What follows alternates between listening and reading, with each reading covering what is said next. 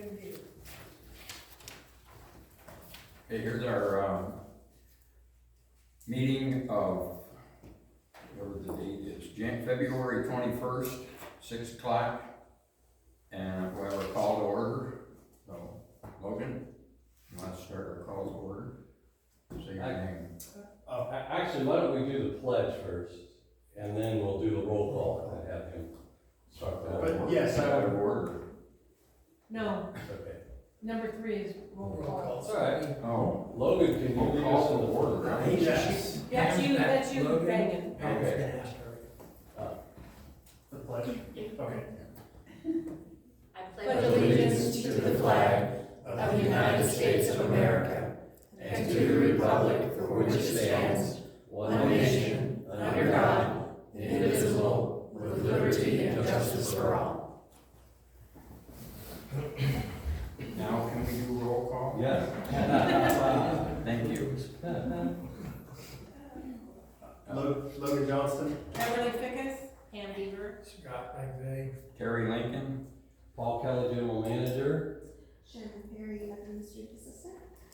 Thank you. Okay, now we have, open time. Anybody have anything to say? Sandy? I'll talk about Firewise.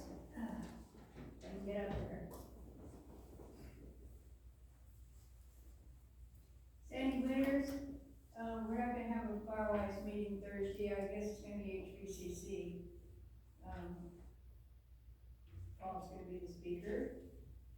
And, we will have a meeting on March the 28th, 6 o'clock, Community Hall. And, we're trying to get a speaker from Shasta College on,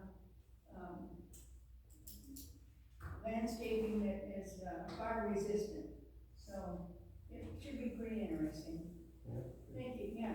Sandy, is there a, I know we can get a Firewise certificate, is there a list of, people who, or agencies that do insurance for out here? I've run At the into. last meeting, that was really, one of the main topics. Yes. We had a speaker, Carrie Haley Hathaway, and that's mainly what she does, is insurance for people that have insurance policies. And, she's pretty much an expert. We've had her at 2 different meetings, and, she stays up on all the latest, the insurance companies to avoid, the ones who try to go ahead and get a policy through. Some of them are so expensive, there's no need even trying to deal with them. Some of them are even saying if you own your own house, don't even try to get an insurance policy, it's just too expensive. But she does have companies. I'll give you her address and phone number if you need it. Okay, if you would write it down for me, and then I don't hold the meeting up. If you go to YouTube, Caitlin actually, posted it. she Yeah. posted. Is the Firewise under Firewise, or is it under Happy Valley? It's, Under Messenger, isn't it? well, the Firewise meeting is under the Happy Valley YouTube page, but it'll actually say Firewise meeting on the thing. It's a part 1, part 2. And that, video we showed of the 1999 fires, which included the one on Strawberry Lane, that's on YouTube also. And you can see the whole thing on YouTube. We had the commercials taken out of it, so it's only 40 minutes long. But it's pretty dramatic. We had one lady at the meeting that she was watching it. That's my house. Yeah, I wondered ahead of time if we were gonna be on Strawberry Lane a lot, so the firemen took the camera right into the fire while they were fighting it. It was just on the inside of the windshield of the truck, and you can hear them speaking and fighting the fire. It's 24 years old, but it's like it was yesterday. And the link for that video is in the part 2 of that meeting. Anybody else wanna talk? No? Okay, we have a consent agenda.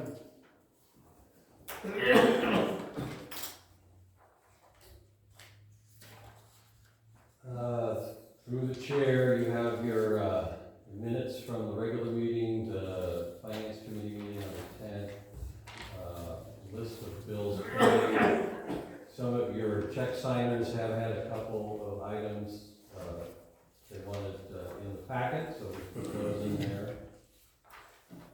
So open to any, questions, and if not, I'll, Yes.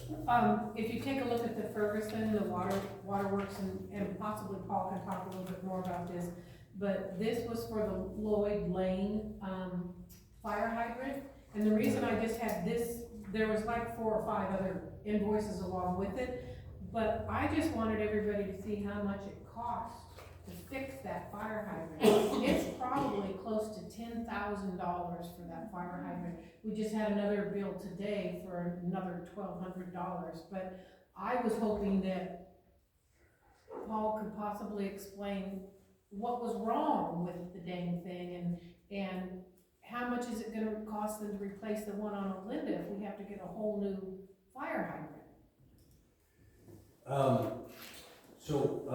Again, this one was definitely found while we were flushing the system, as we found a few others. It did not have sufficient flow for fire usage, so that's one issue. It also was an older type hydrant, something that we don't use anymore and wouldn't replace them anymore. The coupling at the bottom was, something was wrong with it. I don't remember exactly now what it was. That was the other reason it needed. In other words, there was going to be a leak there, and we were going to have to replace it anyway. But just for the board's purposes, just as Director Fickus noticed, they're not cheap, and so I basically authorized the replacement, thinking it was going to be around $3,000 or $4,000, and I think in the end it's going to come out to be about 10. When it's finally all said and told, the other aspect of it is it's good training opportunity for our folks. We let everybody know that the water was going to be off until 1 o'clock that day, and they didn't get it done until almost 4. So now I've asked and provided a sheet for our distribution supervisor to identify the issue, identify how long he thinks it's going to take, and then do a materials list of what they need prior to doing that. And he's doing that for the Olinda one. The Olinda one really needs to go and needs to be replaced. But right now the estimate is close to 20 grand. So, this might not be the appropriate time to talk about it, but when people subdivide their property out here, or if they have a mini subdivision and the fire marshal says you need a new meter, and they charge you $20,000 or, and this was a few years ago, my neighbor who tried to do it, or $25,000, who gets that money? Our district doesn't get that money, do we?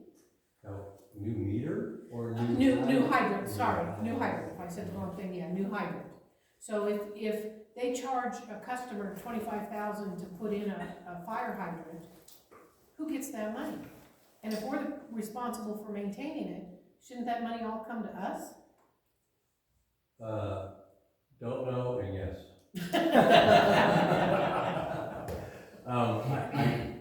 I don't know how it has been done in the past. Yeah, I think they're good about taking the money and then turning it over. My experience is, in other places, if the fire department requires something, like hydrant, or, okay, you're gonna subdivide this piece of property into 6 houses, we need a hydrant here and a hydrant there, that money is supposed to go to the district, and in many times, a developer will install them in lieu of paying for them to be done, and then pays like a percentage to the district for like maintenance for a period of time. Okay, So I don't know, and that's something, we haven't had much growth out here, but we probably need to get a hold of the planning department, because that's also usually a requirement for the planning department. So it's planning department using the fire marshal's requirement, puts that as a requirement on the permittee.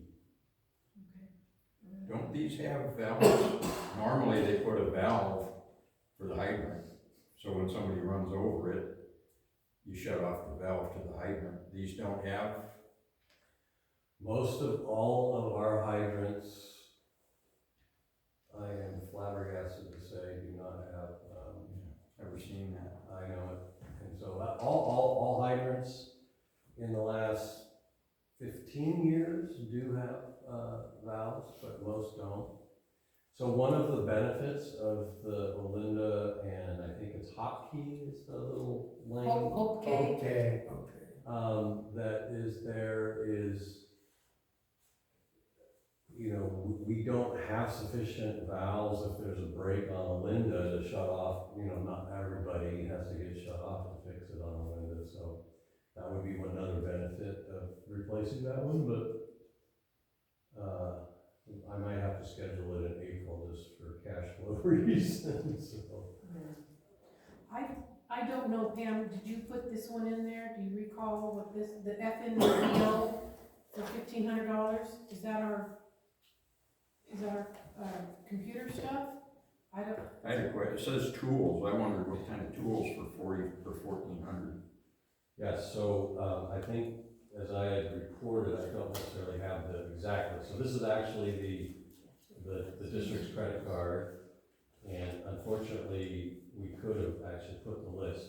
But as mentioned before, the Unit 3, which is our main response vehicle, I had asked for a list of tools that needed to be replaced.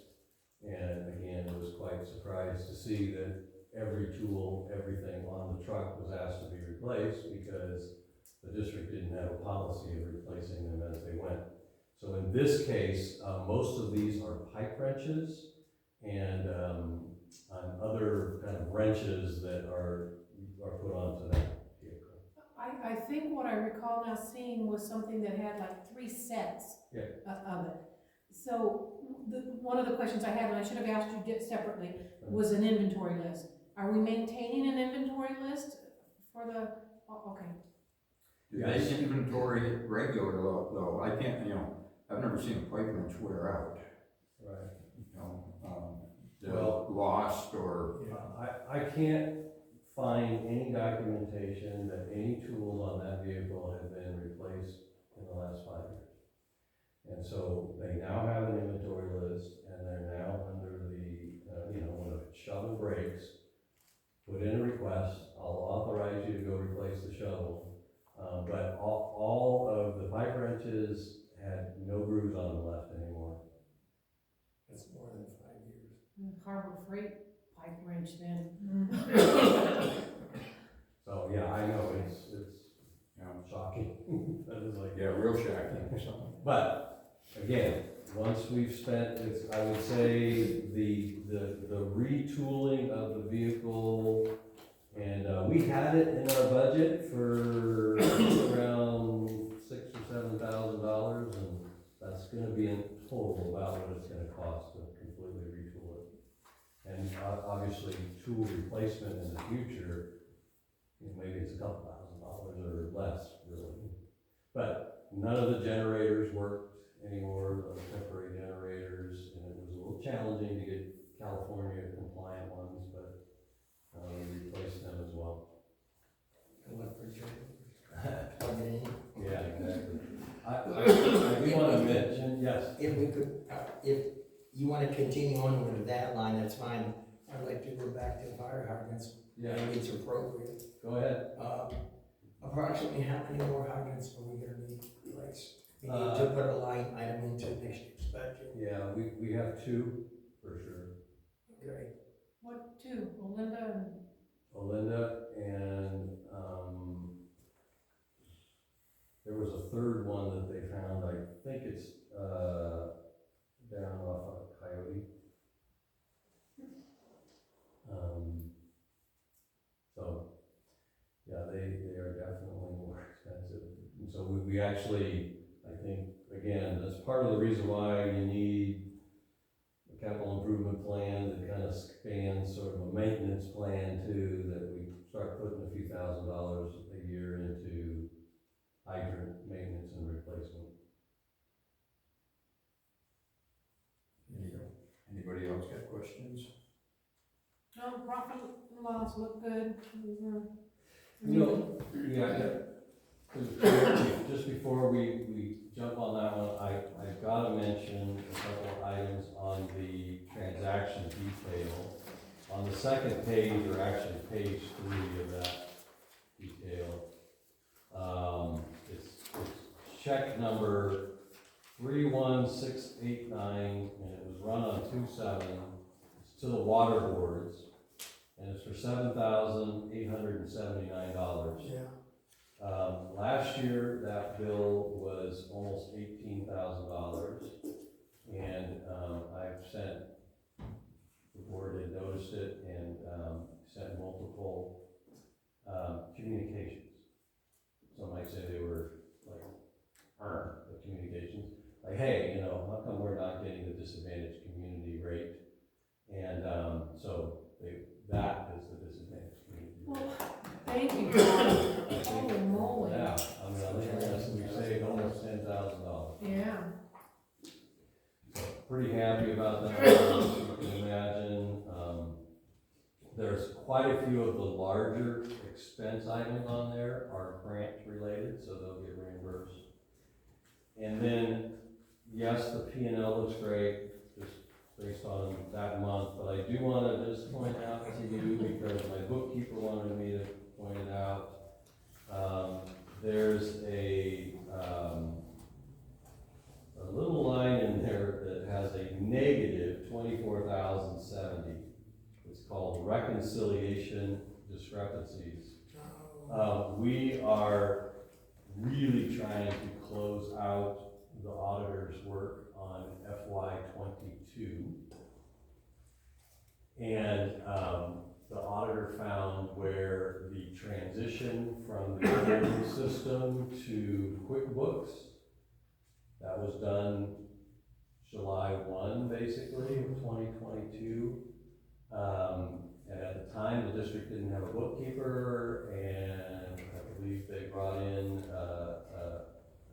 kind of a consultant or consultant bookkeeper, mostly to run payables. So none of the accounts were set up to match some of the carryovers from the previous year until Melissa and I started working on it. So we've been slowly getting it, but the auditor found some more. So they just said, hey, you gotta put them in there. So that's why that's that weird number in there. Otherwise, I think it's all ready for approval. Anything else? Anybody from the audience? I have a question. Oh, So, anything that's tagged for First National Bank of Omaha, those are credit card charges? Okay. And then the other question I have for you, Paul, is last month, it looked like we paid Action or Excavating Incorporated roughly $43,000. And then again this month, we paid $43,578.54. Is that set up on a payment plan where that is kind of the standard amount? It's a, Or is it just a happy accident that they? it is the numbers coincide? a odd accident. That's actually, this time, that's made up of 3 different invoices. Okay. And about 18,000 of that is for the SCADA grant that we're gonna get reimbursed for. So, yeah. Did we have to pay them to fix the patch job that they did on Plum? Or was that on them? The first fix they did on it was on them. The subsequent fix, they use more material. We're gonna reimburse them for the material cost. Okay. When we're done with this, then I have a question to ask about those. Not necessarily those guys. That's all I have. But I'm only laughing, Director Johnson, because I sent our bookkeeper a note this morning. Can you explain this one? This looks exactly like the last one. It did. She gave me the 3 invoices that just happened to add up to almost the exact same number. Fair enough, I just saw that. threw up the flag. Yeah, Thanks, good Paul. catch. Yes, sir. How many fire hydrants are within the Clear Creek Community Service District? What's the total number of them? I know there's one by my house, that's all I know. You guys are- It's good enough. Oh, I can't remember. Well, I believe we only have 10 fire hydrants, but we have like 125 of those, what do they call Wharf heads. those? Yeah, warhead ones. What's it called? Wharf heads, that's the tall skinny ones with the little nozzle, one nozzle. Looks like a 4-inch pipe sticking Yeah, out of the ground. okay, that is a type of fire hydrant, but those are, I would assume, are very inexpensive. But they don't work either. They don't provide enough water for Yeah. a fire truck. They're also not really currently compliant with the fire district. What is their purpose? What was their purpose? They were for fire suppression, Fire suppression. back in the sixties and seventies. But they just simply don't put out enough water to fill the tanker. Right. And if they draw off of it, it'll suck the pipes together, you know, it'll collapse the pipes underground. So I believe I'm incorrect on the 10. What I remember about the 10 was when that RCAC report came out back in 2019 or 2020. The last general manager had on there 10 to be repaired. So that's where the 10 came from. So I don't know how many. I just know that they had a list of 10. Is there a need to replace these 4-inch stand-ups? Oh, yeah, they don't, you know, But are they doing harm? Is it there as long as they're not turned on? They're not doing harm? it'll fill a truck. You can fill a truck, you can't draw off of it, but it's like filling a truck off of a 4-inch pipe, Yeah. stand pipe.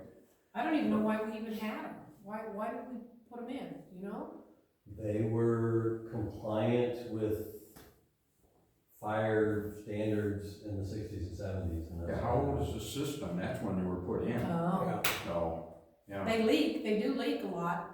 The pipes were put in, I think, in 65 or 66. I wasn't around, I was in Red Bluff, but I had a friend that was around, and he used to play in the irrigation ditch, which full of a lot of water, and occasionally catch a fish in one, but then that ended when they put the pipes in. That, he said that was 65 or 66. It was 67 when it was completed, July 6th, 1967. So these stand-ups were probably put in then? Yeah. 70 years ago.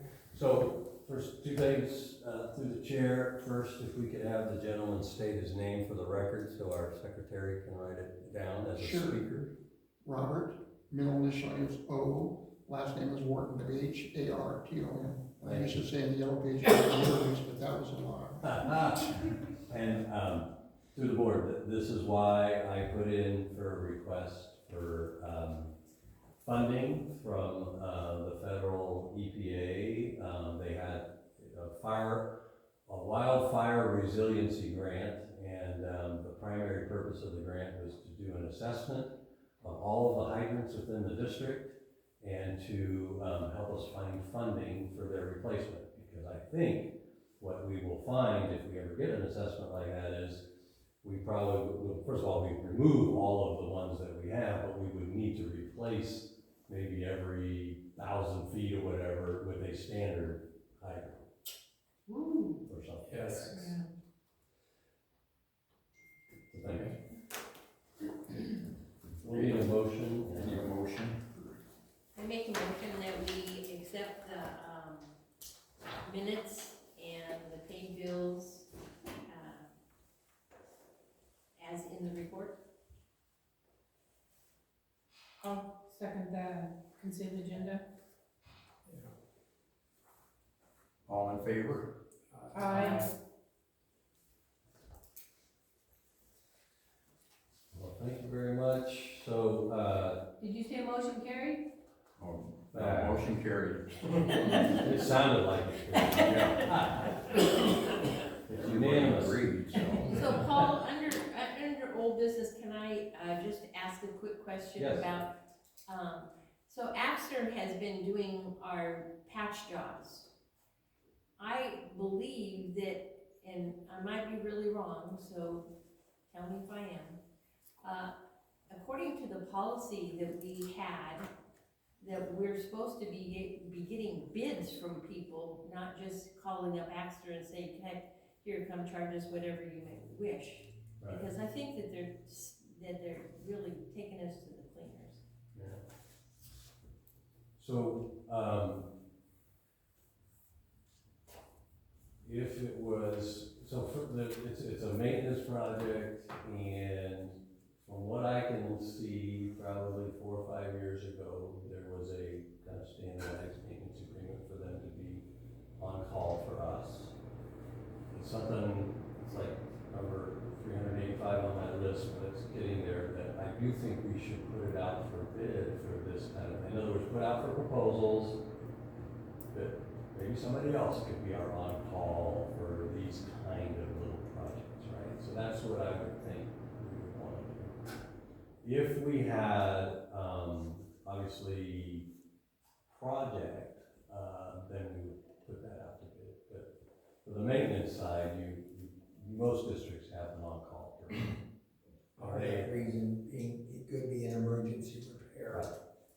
So, I think it's great that you brought it up, because it's definitely something, and it's one of those things too that's hard, because on the other side, I think they've given us a great deal on a few projects and things, but I think it's time for the district to go and see if there's anybody else that we can call. Right? Well, we had a culvert down Scout collapse. And so I had the fun duty of finding somebody to see if we could get a new culvert in there. And I have been very surprised at the variation of prices. Some twice as much as the first guys. So that's why I brought it up. That's good. One of the problems you're gonna run into is who's got the equipment. Yeah. Cause that's the thing with them, they've got the equipment to get down to those big deep ones. Yeah. So, That's definitely there, and but I will say that, you know, I've inquired of some of our other neighboring districts, and I believe it's another district that they put out a survey. They had somebody for 5 years, I believe it was Action for 5 years, that they would call. They put it out, and they got another contractor that they have as on call, and they have Action as a backup for in case there's a specific thing that they can do. So I think we may want to just take a look at that as we move forward. So also on the old business is our standing account reconciliation update. But I'm going to use this, since there's nothing on that particular item more to update, but it's just to point out to you that we did get what I promised, or was promised that we would get, is a letter from the Bureau that we have fulfilled our WINAC obligation. So that is awesome news. So this now means our contract is an evergreen contract with the Bureau. And we can talk about the next item more about the water stuff here, but that's good news. And there's your letter. Congratulations to the board. I think you should be acknowledged for making that commitment and fulfilling that obligation. All right, next item is water year 2024-2025. Now, I put this on the agenda thinking that we would get something from the Bureau about our allocation. And as of about 2 o'clock this afternoon, I was convinced that we weren't going to have anything to talk about. But one of the things I did put in your packet was just sort of the current drought monitor that shows that there's almost no drought in California right now. And a few long-range outlooks. And the second page on this, as you can see, we've got a precipitation outlook for March that is also above average.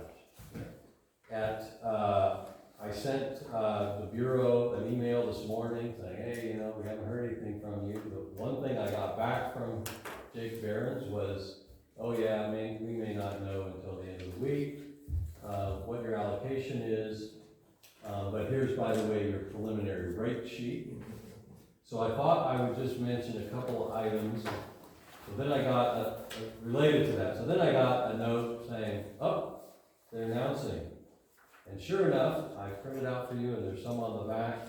The Bureau at about 4 o'clock this afternoon posted on their media page that they've announced their preliminary allocation.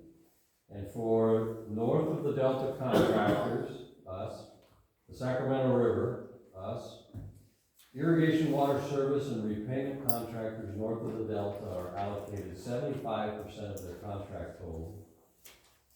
Municipal and industrial water service, M&I, and repayment contractors north of the Delta are allocated 100% of their contract total. So, fantastic news. It's almost an uninhibited year, or unconstrained year. And my guess is by the time those storms roll through in March, we'll get an April update that we're fine. So the good news is, Well, they just opened up the dam tonight, 2 more spillways. yeah. And actually, the glory hole is flowing, according to an email I saw at 3:30. At Shasta? At Whiskey Whiskey Town. Town. You gotta check it out. Well, I kind of figured, I told you today, a lot of the islands that are usually islands were submerged, so typically that's a good And indicator. just in the last 48 hours, Shasta's gone up 4 feet or so. Almost 5. Yeah, they released a lot of water about a week ago in preparation for these storms. Have they dammed up Trinity? I'm sorry, I don't know. Trinity's doing well. Yeah, Trinity typically will take, Shasta can fill in a good year, Trinity will typically take about 2. And It's it's, Well, that's- water years consecutively to fill up. it's snowed out most. Right, so. I just wondered, because they had let it go for so long last year. Yes, you might recall that when Don Bader was here, he was sort of explaining that one of the challenges is the record of decision and their fisheries requirements meant they weren't able to store as much of that water last year in January and February as they would normally like. But I did put in your packet a current reservoir conditions as of midnight, February 14th. And you can see that Trinity is actually 102% of their, quote, historic average, so that's the last 15 years, and 67% of their capacity. So it is doing a lot better. I mean, last year it was, this time it was like 37%, it was actually quite low. So I do want to just comment that I think this means we are in good shape, that we don't have to worry about having sufficient water supply this year. And then I also gave the board, and there's copies in the back, there's a running total of our water usage during the year. So this sheet, this is a request for water schedule. This is something the district has to provide to the Bureau by March 1st of every year. The first one is the 23-24 year. And I'm on the right-hand column, I have for you what we have actually used. And you can see we pretty much nailed it on the M&I, but we're going to be right around 500 acre-feet for ag use this year, and we had originally had scheduled 1,500 acre-feet. So there's that is what Bill and I are using for the request for water schedule, which is this one with the draft all splashed along the top. Again, there's copies in the back. And right now I'm suggesting we may want to ask to be scheduled 2,060 acre-feet of M&I, and about 1,200 of irrigation and ag water. Hopefully that, second year of a drought, we're going to see a lot more ag water usage than we did this last year.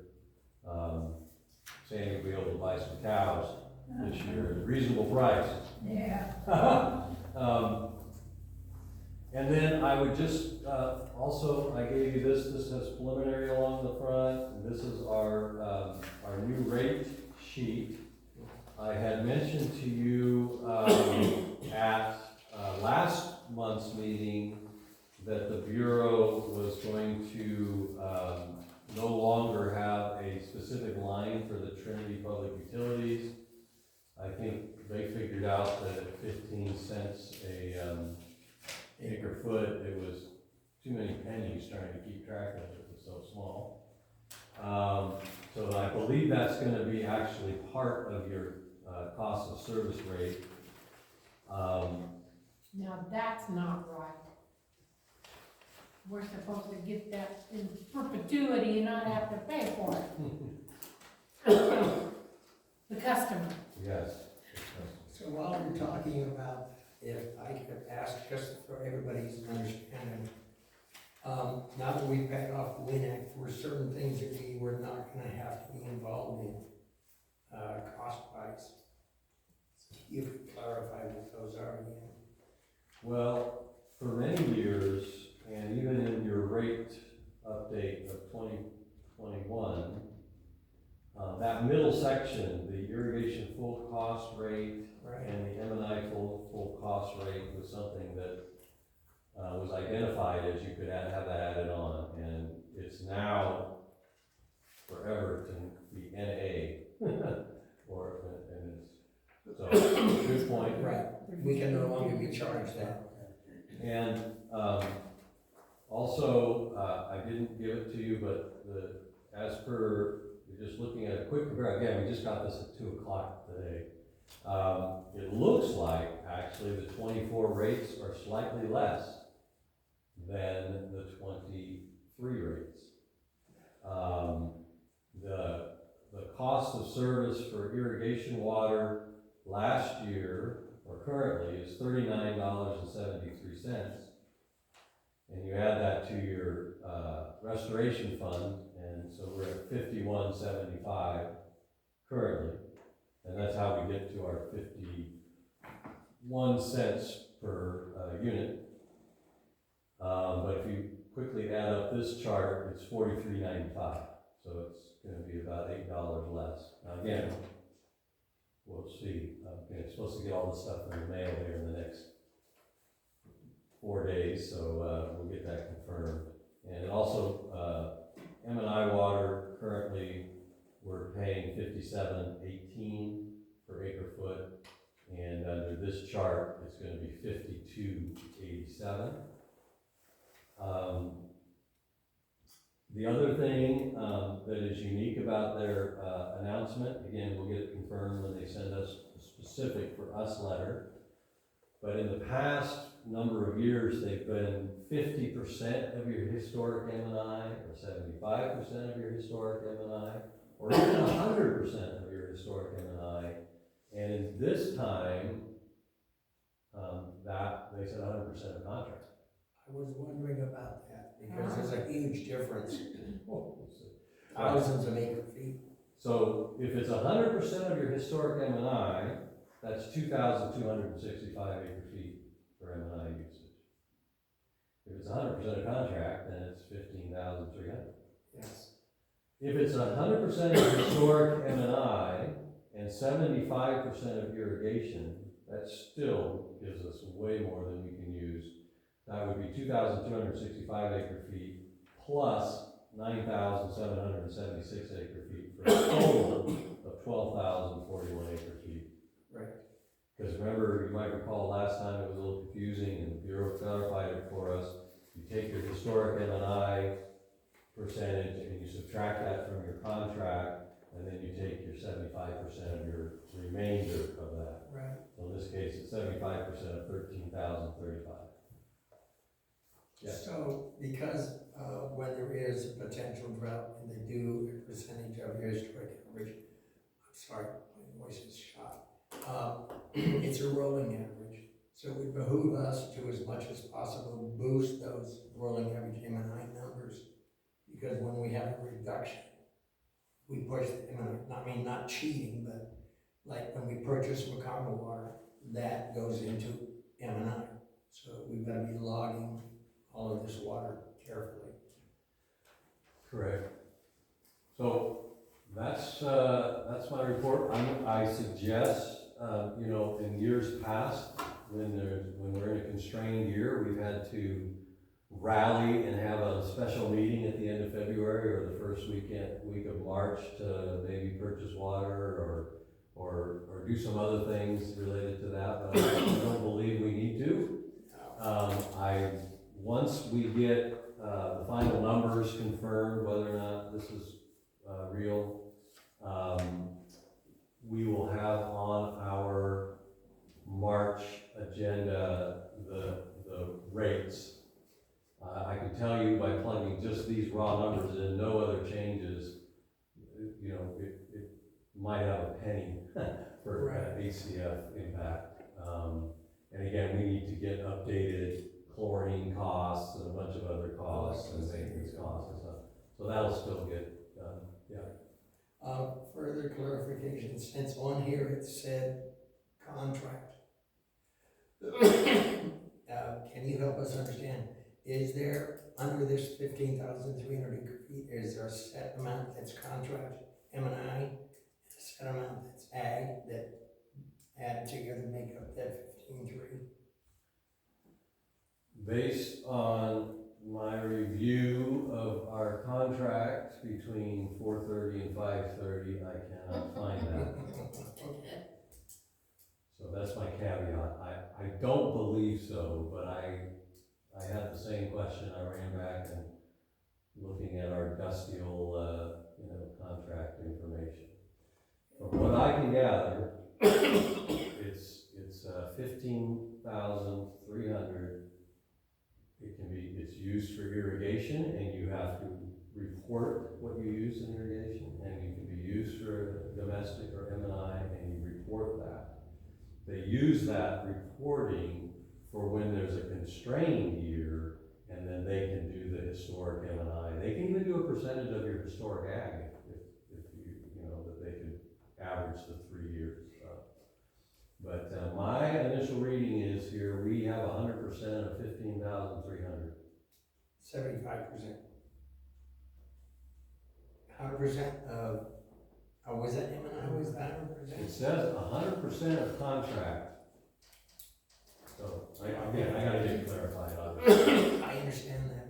So I think, when we have our next finance meeting, we'll discuss and bring a recommendation back to the full board about the possibility of directing our general manager to look into the possible of some of our excess water to entities south of us. Yeah. And that will really help boost some of our reserve accounts. That was gonna be my question. He's I all- didn't know if he's that was a standard policy that. Yeah, I think he's already got feelers out. Awesome. Yeah, we've had feelers out.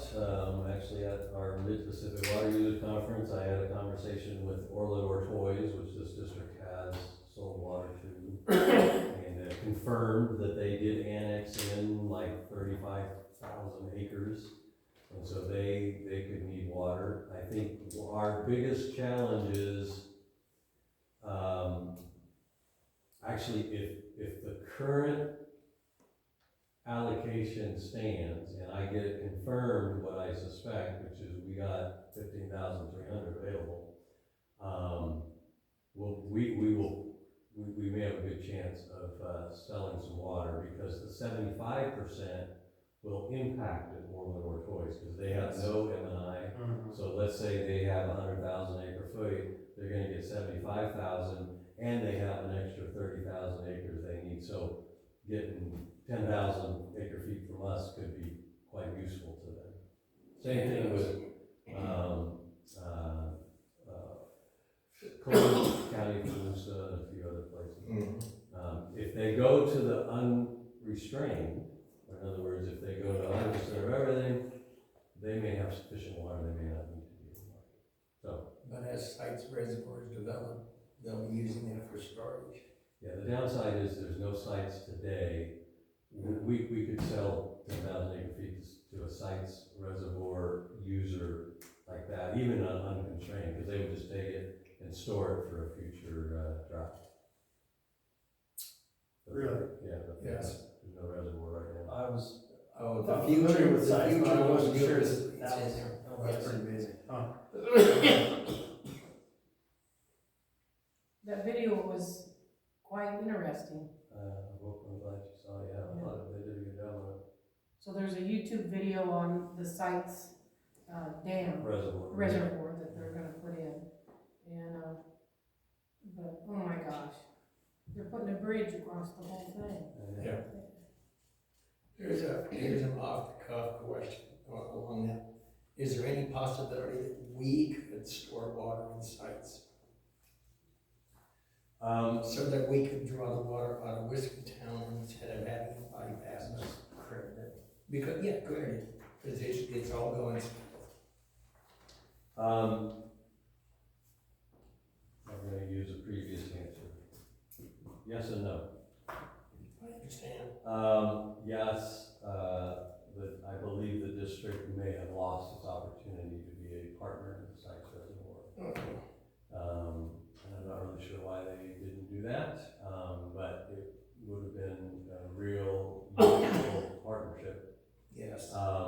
But I think using those that are partners, like Orland Ortoys, the Hama-Calusa Canal Irrigation District, Calusa Canal, and 35 others, the reservoir is, and our water is valuable to them. In other words, they could buy 10,000, I'm just using the number, I don't know what it's gonna be, but they could buy 10,000 acre feet from us, they could use it to irrigate, and they could take 10,000 acre feet of their water, put it into Sykes Reservoir, and store it there until they need it 2 years later when there's drought. And they can do that for multiple years and, have extra water. Or even recharge their water table that's subsiding. Right. So, that's it, Mr. Chairman. Okay. I'll just, exciting news actually, and we'll be bringing back to you, that item, and, the draft water schedule is, unless I hear differently from either, Bill or the Bureau, I think that's probably gonna be what we'll ask for. We'll ask for the same amount of water basically as last year, 3,200 acre feet, but we're gonna, or so, but we're gonna move some of it more into the M&I, because that's clearly what we're using more of.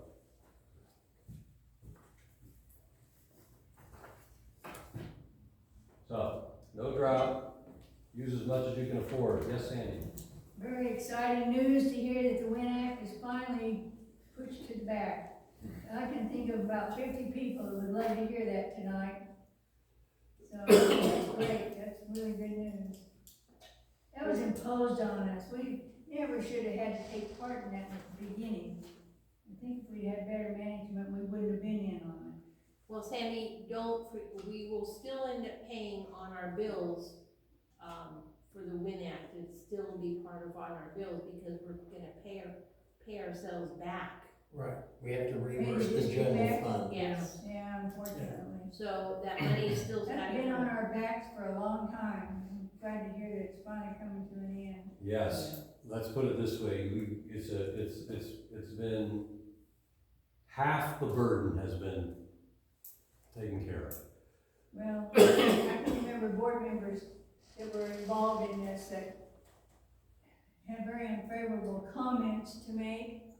And, well, the assistant district manager, for one, he had to attend a lot of those horrible Win Act meetings, and he'd come back with a ton of information, but nothing was ever done. Yeah.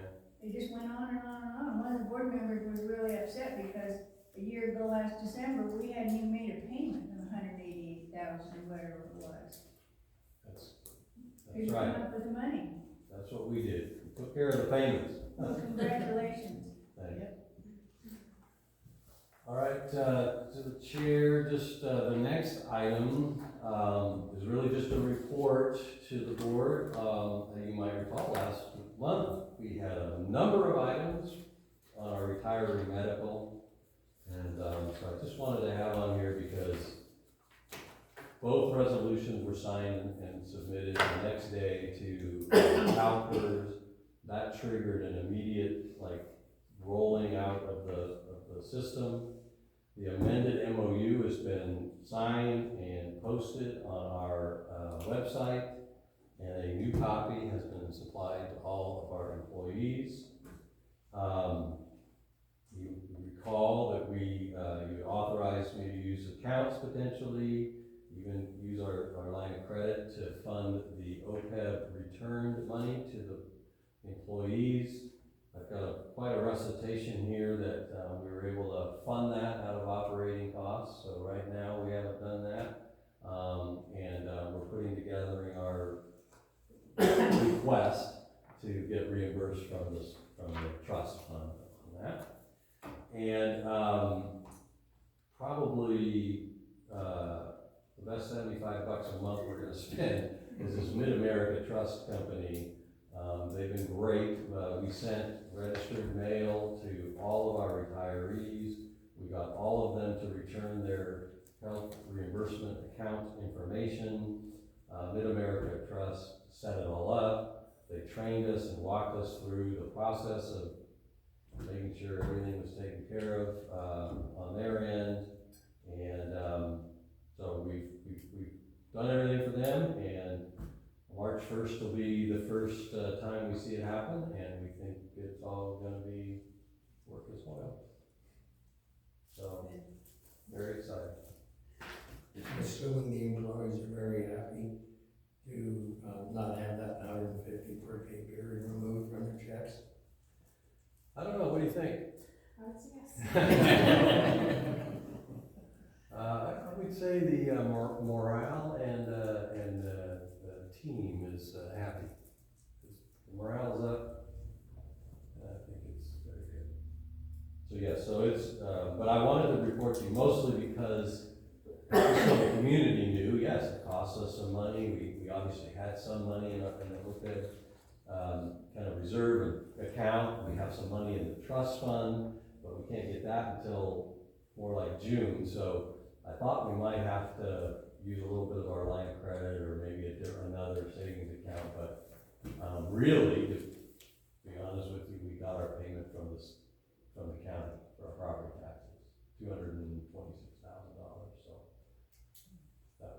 that gave us the cash flow to be able to do it. So you're asking for action on this? No. Oh. Did I accidentally do that? Yeah. I might have. Is there an action item? It's just discussion. This is a report. And again, I think part of what the board talked about way back when we met in November on this issue, and in December, and then in January, we just wanted the public to know what we're doing and how much it costs. And I'm just gonna say again that the McLeod Watts, which is our actuarial for GASB 75, the retiree and OPEB, they're gonna finish up their report for the end of this fiscal year.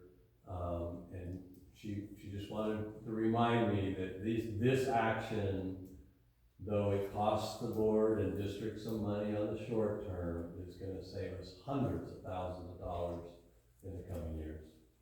And as I mentioned before, most of us won't even be here when the district is really reaping the benefits of this in 5 years down the road. Logan will be here, he'll be running the show, but continues. All right, next item, 6B. This is a very quick revised general administrative policy. Again, one of the things, there's great value in having quarterly budget review, right? Because we found something where the staff had decided that increasing the petty cash amount to $650, which showed up on our balance sheet, was advantageous, right? You didn't have to go to the bank as much and all the rest of that.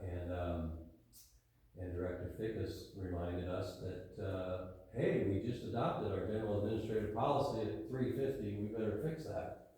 So that's really all this is. I actually tried to find other things that we could fix here, but unless you find it, other things, it's on page 6. I have a little bit in italics under petty cash to put $650 in there.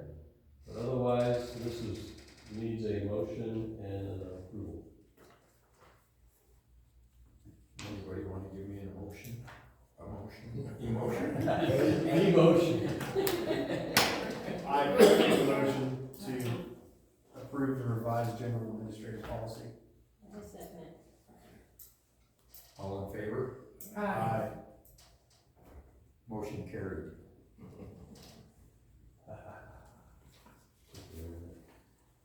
I'll forget that by next week, or next month or something. Great. All right, so the next is just, general manager's report. I already, reported to you, I have a copy of that bill that we got from the water board where we saved, a very cool $10,000. I wanted to report that, we've fixed and had a repair on the heater for this room. Unbeknownst to us, the igniter and regulator went out, and we found out when we were interviewing all of our new account clerks. So we had 6 or 7 account clerks coming in, and we sit them right here for their interview, and we tested them on their heartiness because it was never got above 62 degrees in this fine room. So I do want to report that we had really some very good candidates, and we have offered the job, and that person has accepted the job and has, I think, completed their background test and their drug test, and is starting on Monday. And so we'll announce name and introduce her to you when that happens. Shannon has been carrying 2 jobs and going through the conversion of the CUSI and running in parallel of the new software. So she's been extremely busy. Also, she did it to herself. She's done such a good job of telling everybody that delinquency date is on the 20th of the month, the 21st of the month. We probably had 100+ people come in here on Tuesday and Wednesday because it was a holiday on the 19th, and then everybody's like, Shannon's gonna call me, I'm gonna get another payment, so I better get in here and make a payment. So she was doubly busy because she didn't have an account clerk to help her with that. But it's a good busyness. It makes the day go fast. And so in my report, and I'll just mention it again, CUSI, been running parallel all month. The staff and mostly Melissa and Shannon have gone through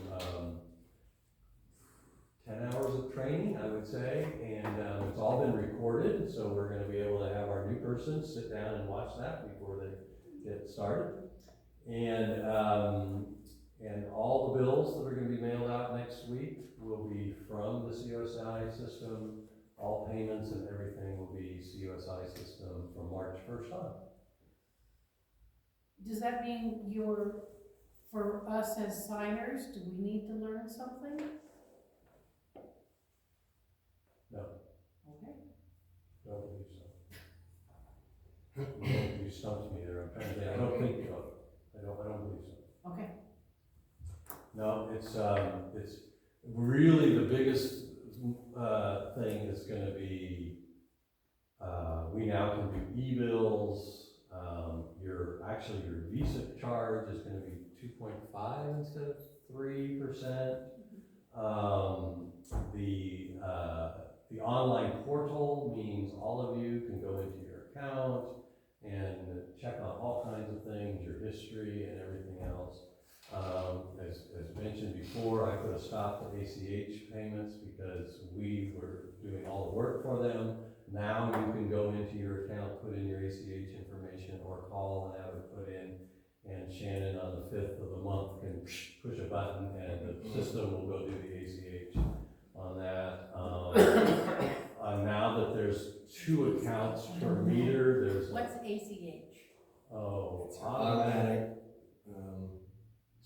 It's your, what is it? I can't Really say remember. your check But account. it's where you give, a company, I've noticed my cell phone actually required this recently, they just Authorization. directly withdraw it from your account. So they have your routing number and your account. We have quite a few customers set up that way? We have 150 currently, my guess is, and we've had people ask, but so previously, under the old system, people had put their ACH information into their account, like bank account information. Shannon or whoever the account clerk is would print that out, and on the 5th or the 6th or whenever they got around to it, we would have to go in, log into our bank, Tri-County, and enter in 150 payment requests, so that the bank would then go out to the customer's bank account to take the money in. Yes. So I was only here a month, and when I saw that, I said, we're not taking any more, we're not gonna give anybody back, but we're not taking any more until we get a system that works correctly. Wow. As you know, there's two accounts. There's an owner of the property for the meter, and then could be a tenant, or could be the same person as the owner. So that gives us a whole bunch of stuff for liens. There's a whole system in there for liens. The other thing that I'm really looking forward to, when we do have to do this Olinda replacement of that hydrant, we can just click on all of the addresses that are going to be affected, and they'll all get a call, they'll get an email, and all the rest of that kind of stuff. So we can do a focused outreach, which is huge. That's great. Yeah. So that'll also be applicable for boil notices or anything along those lines. That's totally. See, right now, our only way of sending an emergency alert is basically, if you've signed up to get texts, you get them. So there's people that are we still have their cell phones, and they're living in Red Bluff, and they're gonna get our alert. Yeah. So, when all we have is a boil notice on Happy Valley from Coyote down, everybody hears about it. Now we can get it focused on that. Right? Yes. I would just mention, Director Fickus and I had an opportunity to visit the Mid-Pacific Water Users Conference in Reno, and she's got a great summary on that. I'm going to let her point out some items there. But I would just report, and it's on my report here, a couple of things. Obviously, it's good because you get to see some of in my case, some of my fellow managers, sit down and have a salad at lunch and talk to them about, why don't you buy some water from us, type of thing.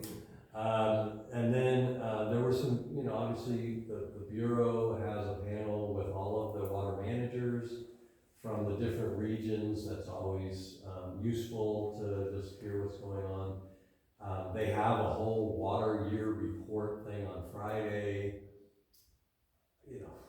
Probably not the most useful thing in some ways, just because, it's January 27th, and they don't really know what the water year is going to look like, but at least there's some interesting information based on the previous year.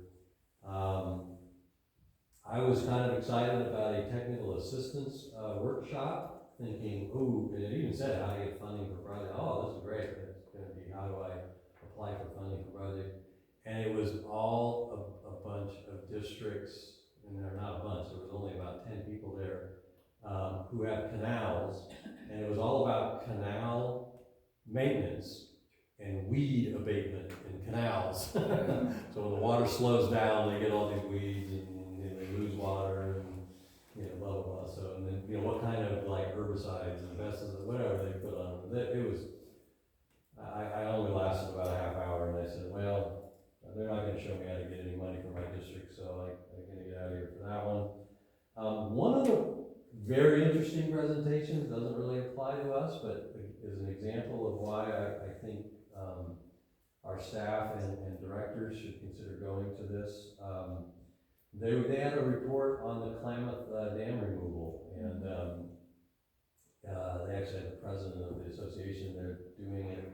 And I'm familiar with some of this. I worked on some of these issues, actually down in Sonoma and Mendocino County on an actual PG&E project that the fisheries folks wanted to get the dam removed. And generally, I'm never a fan of removing dams. I'd rather build dams.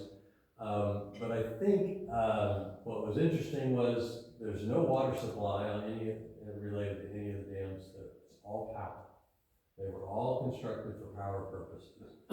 And the regulators that were relicensing it were gonna require fish passage past the dam to let them keep generating power, which I've been to Iron Gate, I haven't been to Copco, but the picture's pretty clear that's pretty much impossible.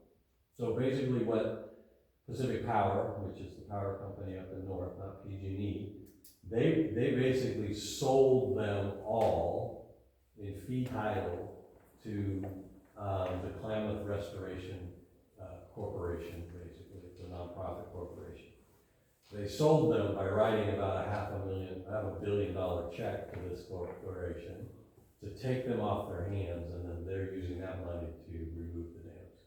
And so right now they've pretty much dewatered all of the 4 dams, and right now they're kind of running all the silt through, and then they'll be starting to take them down. So that was kind of interesting. And then just one other quick thing is we will have a finance committee meeting probably sometime mid-March, early March as well. I've been reporting to the board that funding our grants, it is awesome that we are getting $5+ million to replace 2 ponds at our treatment plant. But I think I've described to you that it's going to be a cash flow and financing challenge. And so I actually just got from the state today that they will pay the fees to set up a line of credit loan to handle this item. They won't pay the interest, so it'll be a cost to the district to pay the interest. But because we have a 2-year project, and like I said, you're gonna probably have $2 million worth of construction in this year. So there's gonna be money put out, paying the contractor, and then waiting 90 days to get reimbursed for that. And then I think, as I had explained before, let's say the contractor submits $1 million worth of invoices for concrete or whatever the work is, and then we submit that to the state and the federal government. They're going to give us $900,000. They're going to hold 10% back until the project is done. But we can't hold 10% back to the contractor, so we're going to pay the contractor his $1 million. And then at the end of the project, because we have to borrow $100,000 from the line of credit, at the end of the project, they'll reimburse us that $100,000. We'll pay off the line of credit, but we'll have some interest costs. So it's probably a small price to pay for $5 or $6 million of the grant, but part of it is. I did have a meeting. We have a meeting tomorrow with CoBank, which does this type of activity. If we banked with Umpqua Bank, we probably could have talked to them. They have an arm that does it. Again, we put out RFPs to banks, and we're gonna take a look at that. But RCAC actually has a pretty good program to help fund infrastructure like this. So, and I met with them yesterday. So we'll take that also for the finance committee to take a look at before we get to the board. That's it for mine. Operations report. Shannon, did you want to say anything about our delinquencies and any of the progress as it relates to that? I think we got $1,600 from NEWAP this last month. We did, yes. And it looks to be pretty consistent from the previous month as well. So I'm not sure how busy we were yesterday. Everybody is concerned about shut-offs, so. Yeah. I'm trying to keep it going. So the shut-offs go, you notify them when it's 60 plus, or do you start at 30? 60. 60. Can you just say something about the payment plans for CUSI versus what we had before? Because I noticed we have 10 customers on alternate plan agreements. Correct. So I have yet get to have the training with Drew about the payment plans, but CUSI is able to have the payment plan in the system. Right now, Cubic is a separate entity. So when a customer is on a payment plan, we have to figure out their balance and their total for the month. Now, for any customers going into a payment plan with CUSI, it will actually be posted on their bill as to the amount that is due, including the payment plan. So there will be no confusion. We can put them on a 12-month payment plan, and it will do the math for us, and the customers will know what they are paying. So it's very self-explanatory, and it'll be very convenient for our customers. Plus, when we receive a payment, it'll get attributed to the correct Yes. location. It will. As you meant, as I know we talked about before, under CUSI, somebody makes $100 payment on their payment plan, we don't even know how the system, sometimes they put all of it to their base rate, sometimes they spread it out to other. It has its priorities set where it goes.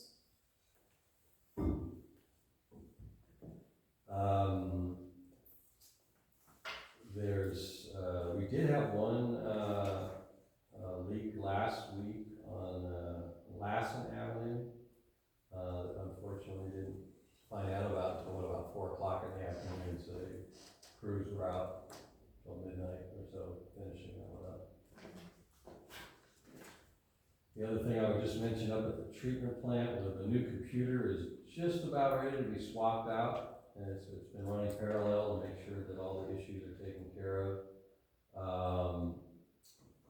Also, they did have a bunch of the staff up there and replace the media in, I think it was train 5, I'm trying to think. Yeah, it's train 5, you'll see it's, I think, the 4th bullet point down from Bill. They had a replacement, they're backwashing and cleaning out the media.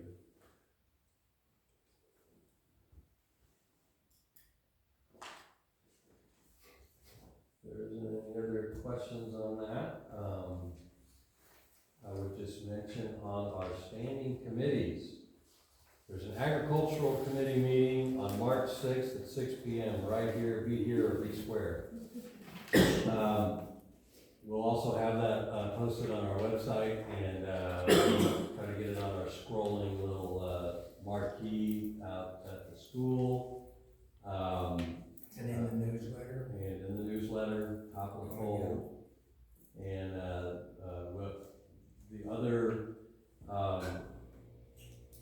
the other thing is, obviously, we updated the website on the committee thing. We've got the agricultural committee. We have our community members like Mr. Sportman and others listed.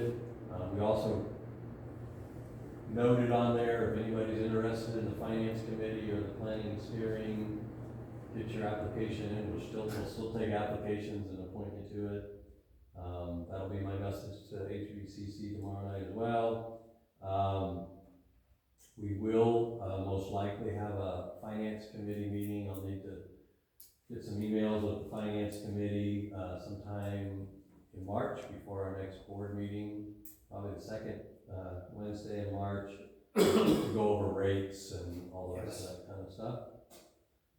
And then right now, preliminarily planning on doing a planning and steering meeting in April.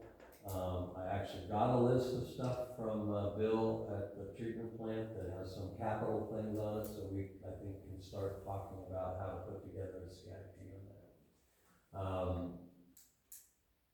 With that, I'll leave it to the committee. Yes?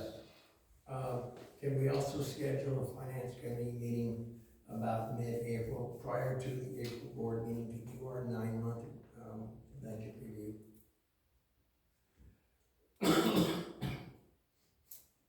The quarterly review. And the ag meeting's already posted on the website. What's that? The ag meeting's already on the website.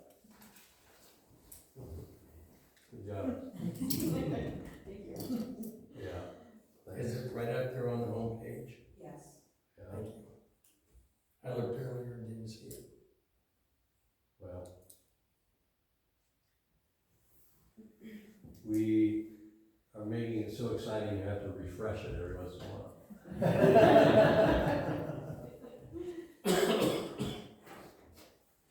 With that, Mr. Chairman, I think to the board member. Does anybody have any last comments to make? I would just mention that in your packet, I did put Director Fickus's report on the conference. And I'll let her do more of that, but I wanted to take this opportunity to just mention that when I go to a conference, I usually put some notes in it from my report, but all board members, that's your pattern. You go to a conference, it doesn't have to be 3 pages, just a page, just some things, just because I think it's good for the community and for everybody to know kind of what you see at the conference. So that, Yeah, so it was unexpected, not knowing what I was, headed off to. So that's why I kind of did it this way, so everybody could kind of see. And there was just a lot of value in that meeting over there. One of the takeaways is that, you think that environmentalists are fighting with the ag people, and they're actually not. They're actually working together and finding that the water in the fields are helping the fish in the river. So it was just kind of refreshing to see that these groups are actually working together. There was a lot of discussion with ag, so I thought the ag committee would have benefited too from this. And I'm not sure if that comes up every year or not, but it was just a real good, refreshing meeting with a lot of information. The Klamath River, there was discussion on all of the regulations from 78 to now, that all the regulations that the state and federal are putting on, I think it was mostly state, onto all of the water districts. So it's kind of, when you have a little snapshot of what you're being charged, what regulations are happening. I think, and then you can read it, there was just, it was just a good little thing, and, talking about the water year, they were very hopeful. That has disappointing listening or watching the water every day, because I go on and look, they were dumping water out. So it's a little bit frustrating. They're keeping it lower than they did last year, the dam is. But anyways, I thought it was inspiring, and I would recommend that if you get an opportunity to go. I didn't charge the district anything. Yeah, I had fun in Reno anyways. I'm not sure, it was about $185 or something like that for the registration, I think, something like that. Because they do feed Joelle over there, so. But anyways, I would recommend next year we take a van over or something. So it was well worth it. yeah, I think it is good. It's also, I think, it's always useful. Look, if you think you have problems, it's fun to hear about somebody else's.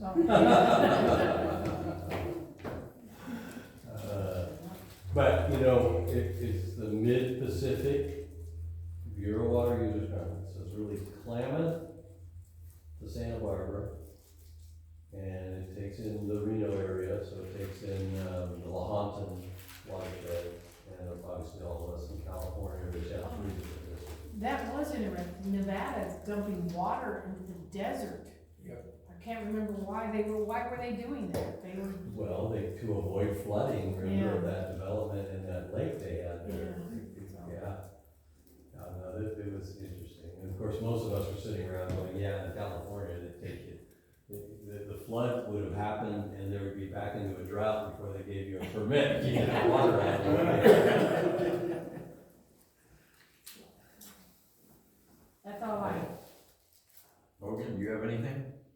No, I do not. I'm content. Pam? Nope. You're good? Yeah. Anybody? Can I make another comment? You betcha.